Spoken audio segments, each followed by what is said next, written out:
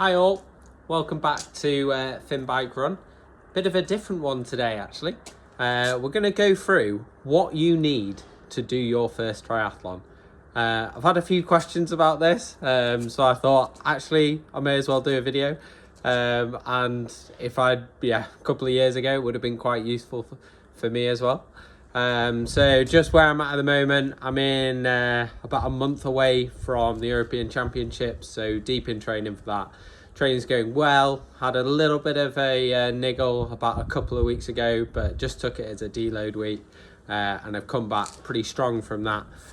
So super excited to go out to Vichy next month, and then actually into a marathon block. So yeah, from Vichy, I've got 5 weeks until my first marathon, with 2 half marathons in between that 5 weeks. So it's a busy period, but enjoying it and training's going well.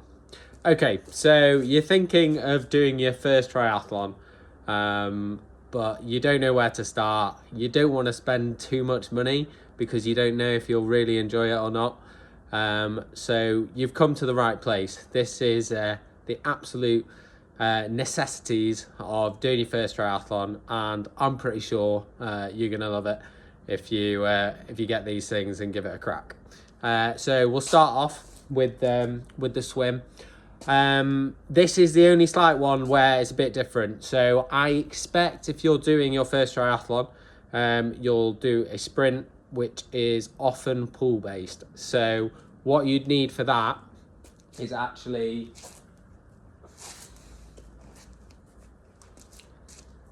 a pair of goggles, a swimming hat, which will actually, all the triathlons that I've done have provided a swimming hat, so you don't even need to take it, but you will need one to compete, but you are usually given one. And this lovely lycra suit called a triathlon suit. Now you get either no sleeve, sleeveless version, or a short sleeve version of these. This one's actually for sale, so if you don't have one and want one, come and grab this one. So yeah, you can buy them online from, I think, yeah, I'm not going to name websites or whatever, but if you just search, you can pick them up very heavily discounted. Probably for a decent one, you're probably not paying a lot more than, you can pick them up in the sale for between £35–40. If you want to go out, I've spent a bit more than that on my most recent one, upgrading from that one. But that was about, around that £35–40 mark. And if you are ballsy, going all out and going open water in your first swim and it's not pool based, then you will need one of these, a wetsuit. So don't just wear your wetsuit that you've been to the local sailing club in. That's not okay for triathlon. That's not good. You're not going to be able to swim in that. You need a dedicated swimming wetsuit. The reason for this is the neoprene is slightly slimmer around your shoulders, and often a bit thicker around your thighs. This helps with the position in the water, brings your bum up in the water and helps you swim. Gives you the freedom of your arms, but while maintaining that buoyancy that the wetsuit's going to help you with. So if you do go open water, I would highly recommend wearing a wetsuit and not. I think 95% of swimmers probably faster in a wetsuit, especially if you're not from a swimming background. And then that's it for the swim. Super easy.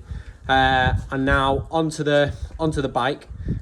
First thing is that, so I've got my girlfriend's bike here because I think that's a more introductory bike. So you can see that she's not actually got clip-in pedals. She's got a little bracket around the pedal. If I come and bring this closer.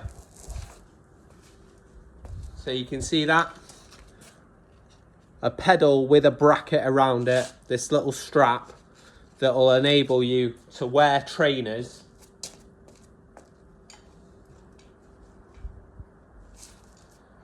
wear trainers instead of clipping in and wearing bike shoes. And I know that a lot of people won't ride a bike because they don't want to wear bike shoes and clip in and don't feel safe doing so. So introductory, get yourself a road bike.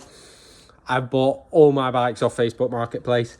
Again, you can get a really good bike off Facebook Marketplace for a couple of £100, and that could be a bike for years and years and years. You don't need to go out and spend thousands and thousands of pounds on bikes. Yeah, there are loads and loads of secondhand bikes out there that you can pick up for decent for good money, and they'll serve you well. Apart from the bike, what do you need? A pair of trainers. So what I'd recommend doing, actually, even if you are new to it, get a pair of elastic laces. Means that you don't have to faff about tying your laces in transition and worry about them becoming undone or whatever. You can just slip your foot in and rock and roll. So any pair of running trainers that feels comfortable. These are carbon plated, but if you're new to it, just your bog standard supportive trainers that you wear all the time.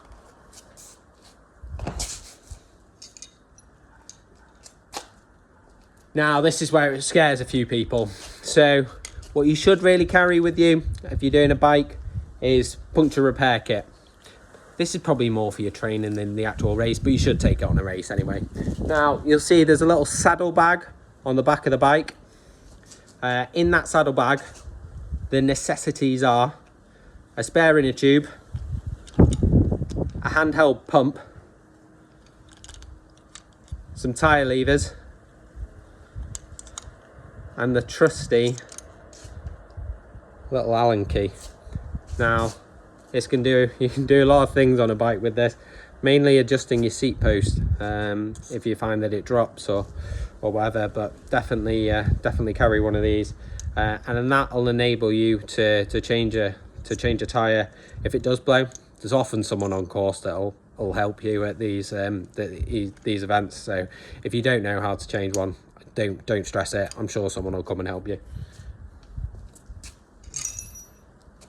And the only thing missing from that is some socks. So yeah, I've actually got some super thin socks that are really easy to put on in transition. Adidas Adizero if anyone's interested. But any bog standard pair of socks will serve you well and get you going. Okay, and the final thing on the bike is this elastic waistband with some safety pins. So 2 safety pins, you just clips around your waist. When you get onto the bike, clips your number on, super easy.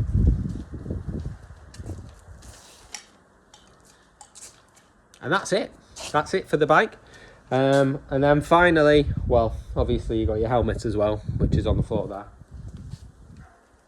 Any road helmet, as long as it's roadworthy, and some working brakes. That's always a good tip.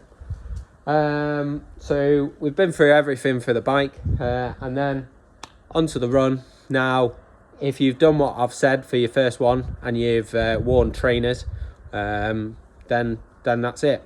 You'll run, bike, swim in that tri-suit, and then you'll just put your trainers on in T1, and then just discard of all your bike stuff in T2, and you'll be straight out on the run, and you don't need any additional stuff. Obviously, in addition to this, you might take some nutrition with you, some hydration. So maybe stick a bottle cage on your bike, and have a bike bottle, maybe an energy gel or 2, but definitely practice on these as they are slightly cause some slight gastro issues sometimes. So don't do it in the race for the first time. But that's essentially it. Thanks for tuning in. Like, comment, subscribe, and let me know any more videos that you want to see. And yeah, have a good day. Cheers.